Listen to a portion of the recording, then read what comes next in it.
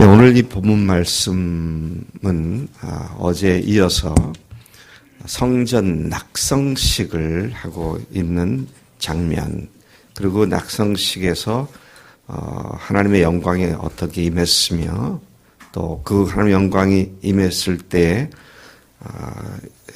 솔로몬이 얼마나 어마어마한 제물을 바치고 희생 제물을 하여 하나님께 제사했는지, 그리고 하나님의 영광이 어떻게 임했는지, 그리고 뒷부분에 가서는 이 솔로몬이 하나님 앞에서 그가 기도한 결과 하나님께서 응답하시는 내용이죠. 그래서 첫째는 네 왕위를 견고케 하겠다. 네게서 난 자손들이 왕위를 계속 이어갈 것이다. 그다음에 둘째는 이스라엘 백성들이 잘못했을 때 여기 와서 회개하면 내가 다시 회복시킬 것이다. 이제 이런 큰 줄거리의 내용이 기록되어 있는 것을 보게 됩니다. 이 솔로몬은 하나님 앞에 회개한 후의 생활을 어떻게 하는지 가르쳐 달라고 간구했고, 또 이방인을 위한 기도를 들어주시고 땅의 모든 민족들이 여호와를 경외케 되기를 간구했고, 구원 역사와 전쟁에 출전하는 백성을 위해 기도했고, 또 포로된 자를 위한 기도와 함께 하나님께 은총을 간구하는 기도를 6장에서 놋단 위에서 엎드려 손을 들고 하나님께 기도한 그 결과 지금 7장이 펼쳐지고 있음을 봅니다. 1절부터 3절까지 보면 그의 성전 봉헌식에서 기도가 끝나자 하늘에서 불이 내려와 제물들을 태움과 동시에 여호와의 영광이 그 성전에 가득했다고 본문이 말하고 있습니다. 참 실로 놀라운 가시적인 하나님의 임재였습니다. 눈으로 볼 수 있는 하나님의 임재를 솔로몬뿐 아니라 모든 백성들이 그 성전에 하나님의 영광이 임한 것을 분명하게 보게 되죠. 제사장들은 성전으로 능히 들어가서 들어갈 수가 없었다.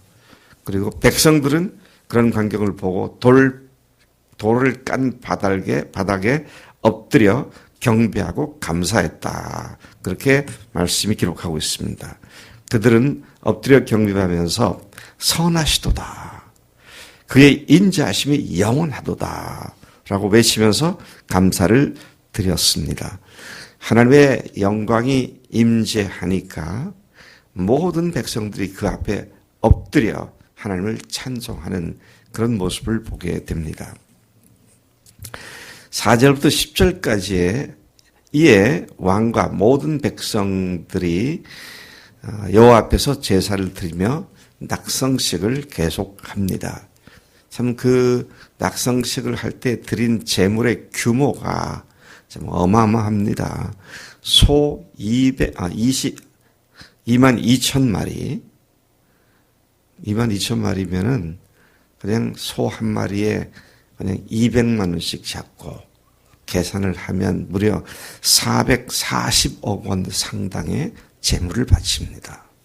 또 양 12만 마리, 그 양 한 마리를 그냥 대충 20만 원이다. 20만 원이 좀 쌀지 모르겠습니다만은 20마리 하면은 12만 마리니까 어떻게 됩니까? 240억 상당의 재물이죠. 그래서 합계로 말하면 680억 상당의 희생 제물을 하나님 앞에 잡아서 바쳤다. 자, 그런가 하면 제사장들과 악기를 들고 연주하는 레위인 사람들이 서고 제사장들이 나팔을 불고 모든 백성이 그 앞에 서 있는 장엄한 예배 장면을 우리가 볼 수 있습니다. 그 외에도 번제물과 놋제단이 능히 그 번제물과 소제물과 기름을 용납할 수 없는 양의 화목제로 드렸다. 어마어마한 온 힘을 다해서 하나님을 제사하고 하나님을 영화롭게 하는 그런 일을 했던 것을 보게 됩니다. 그들이 행한 낙성식은 7일 동안 전국 각 곳에서 큰 회중들이 모여 지켰습니다. 그리고 8일째부터는 또 다른 7일 동안, 그러니까 지금 도합 14일입니다. 어제도 제가 잠깐 엊그제도 말씀을 드렸습니다만은 이때가 가을에 우리 태양력으로 보면 가을 수콧 장막절 바로 앞주간이었는데 장막절 앞주간 7일 동안 그리고 이어서 8일째부터 다시 7일 동안 장막절을 드리겠죠. 자, 그렇게 해서 전국이 그렇게 장막절을 드리게 됩니다. 그리고 유대력으로 7월 23일에 왕이 백성들을 돌려보냈는데 그들은 하나님께서 다윗과 솔로몬과 그의 백성 이스라엘에게 행하신 또 베풀어 주신 은혜를 보고 알게 되어 크게 기뻐하고 즐거워하며 자기 집으로 돌아갔다. 하나님의 은혜를 깨닫고 누리는 사람들이 기뻐하며 즐거워하는 모습, 이게 전국의 전 국민들이 그렇게 기뻐했다. 참 이런 나라가 우리가 꿈꾸는 나라가 돼야 됩니다. 전국이 전 국민이 하나님을 예배하고 찬송하는. 자, 우리는 이와 같은 사실들을 다시 생각해 보면 하나님께 감사의 제사를 드림은 실로 그들의 최선을 다했었던 것을 보게 됩니다. 오늘 우리도 그게 주님께로 드리는 것이라고 한다면 아까워하거나 계산하거나 따지거나 하지 않고 주 앞에 풍성히 드리는 그런 삶이 돼야 마땅하겠다. 그래서 어떤 사람들은 11조를 갖다가 정확하게 한다고 이번 달에 337만 7,500원을 했으면 33만 7,550원인가 아주 끝자리까지 정확하게 다 띄어서 드리고 그러는데 그 안 하는 것보다 훨씬 낫죠. 근데 337만 원이면 33만 그렇게 하지 말고 그냥 34만 원을 드린다든지 주님 앞에 아니면 오진법으로 35만 원을 드린다든지 끊어서 그렇게 하는 것이 참 하나님 앞에 부여롭게 드리는 거죠. 하나님이 옹색하게 그런 하나님이 아니시잖아요. 우리가 참 이 장면을 보면서 야 이거 너무 심하다. 480억 원어치를 드렸다. 꼭 이렇게 해야 되나. 우리는 계산이 빨라요. 다 계산을 해봅니다. 제자들이 그랬잖아요. 향유를 보니까 저 얼마짜리야? 300데나리온 되겠네. 아니 저런 그런 자세가 우리한테 다 있는 것 같아요. 주님께 드리는 것에 있어서는 그렇게 하지 말자는 거죠. 풍성하게 주님 앞에 넘치는 감사를 드리는 그런 자세를 우리가 보아야 마땅하겠다. 그렇게 말씀을 좀 적용해 봅니다. 11절부터 22절까지는 솔로몬이 성전과 왕궁 건축을 다 마쳤을 때에 밤에 하나님께서 그에게 나타나셔서 약속하시고 경고하신 말씀들이 기록되어 있는 것입니다. 약속하신 말씀을 우선 보면 네 가지로 제가 정리를 했는데 내가 이미 네 기도를 듣고 이 땅을 택하여 내게 제사하는 성전을 삼았다. 내가 이 성전을 내게 제사하는 곳으로 인정하마. 그런 약속을 하셨고 혹 가뭄, 메뚜기, 전염병이 유행할 때 내 백성이 스스로 제가 악한 길에서 떠나서 스스로 낮추고 기도하여 내 얼굴을 찾으면 내가 하늘에서 듣고 그들의 죄를 사하고 그들의 땅을 고쳐줄 것이다. 이 세 가지 재앙이 나오죠. 가뭄, 메뚜기, 전염병. 인간이 할 수 없는 어찌할 수 없는 것인데, 그런데 그때 회개하고 기도하면 내가 이 땅을 고치겠다. 세 번째 약속한 내용은 이곳에서 하는 기도에 내가 눈을 들고 귀를 기울이겠다. 이곳에서 기도하는 것에 내가 귀를 기울이고 눈을 초점을 맞춰 보겠다. 넷째 보면 내가 이미 이 성전을 택하고 거룩하게 하여 내 이름을 여기에 영원히 있게 하였기에 내 눈과 내 마음이 항상 여기 있겠다.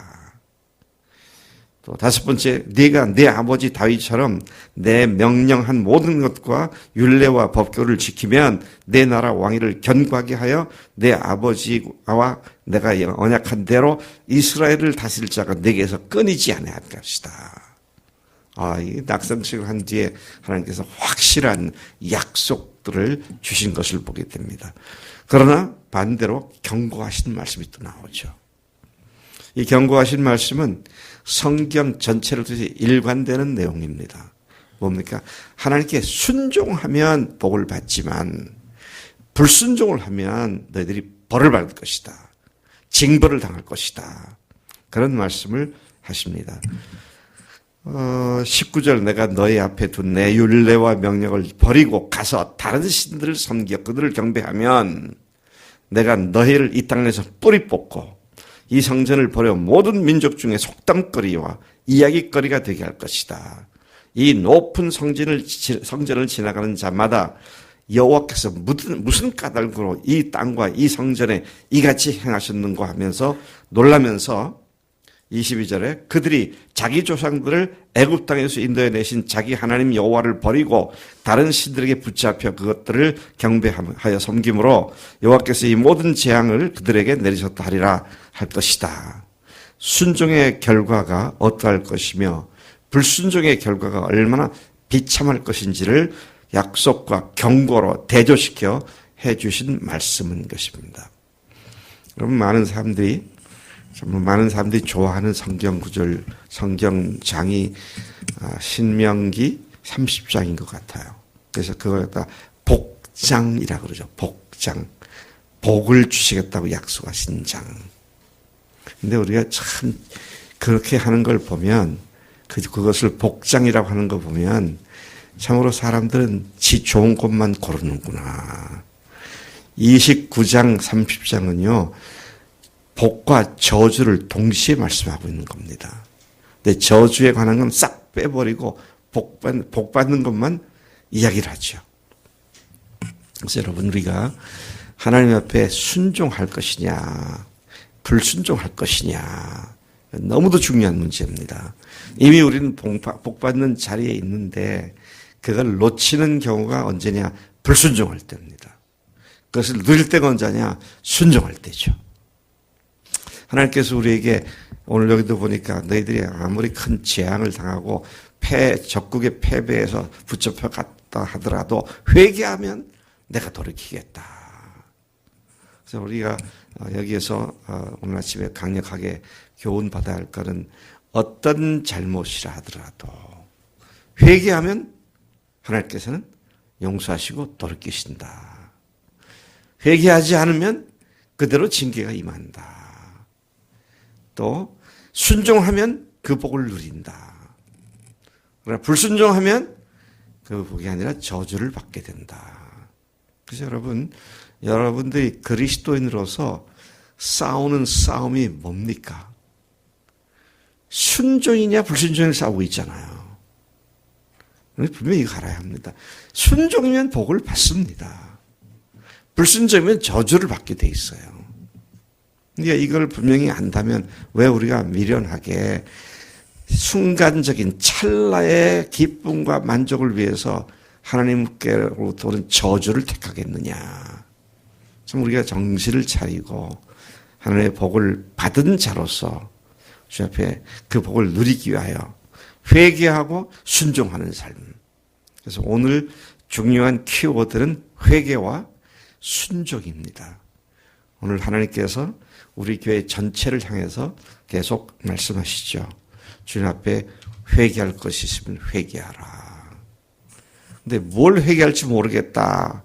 이게 참 기가 막힌 상황입니다. 정말 하나님 앞에 기도할 때 정말 깨어지고 상한 마음으로 엎드릴 때 성령님께서 회개할 것을 깨닫게 하시고 생각나게 하시고 회개시키는 줄로 믿습니다. 우리가 주님 앞에서 그 누구보다도 가장 복된 복음을 얘기하면서 그 복음에 걸맞는 삶을 살지 않고 내가 주인 돼서 불순종하는 이것만큼 큰 죄가 없습니다. 우리 그런 생각나는 죄들 주 앞에 회개하고 순종하여 복을 누리는 우리의 삶이 되어야 마땅한 줄로 믿습니다. 오늘이 이번 주가 이번 달이 그러한 삶으로 점철되어지는 복된 삶이 되기를 간절히 소망합니다. 하나님 아버지 감사합니다. 오늘 이 거대한 낙성식 또 거기에 하나님이 임재하셔서 그들의 그 성심을 다한 예배에 대한 응답으로 너희들이 잘못했을 때 회개하면 내가 돌이키겠다. 불순종하면 너희들이 멸망을 당할 것이다. 순종하면 너희들을 내가 다시 일으켜줄 것이다. 하나님 이 명백한 메시지 앞에 저희들이 두려움과 또 떨림과 감사함과 설렘으로 이 말씀을 받사오니 오늘도 주님의 복을 받는 하루가 되게 하시고 오늘도 주님을 기쁘시게 하는 참으로 순종하는 회개가 있고 순종함이 있는 하루가 되도록 인도하실 줄로 믿습니다. 감사합니다. 예수님의 이름으로 기도로 쌉나이다. 아멘. 아멘.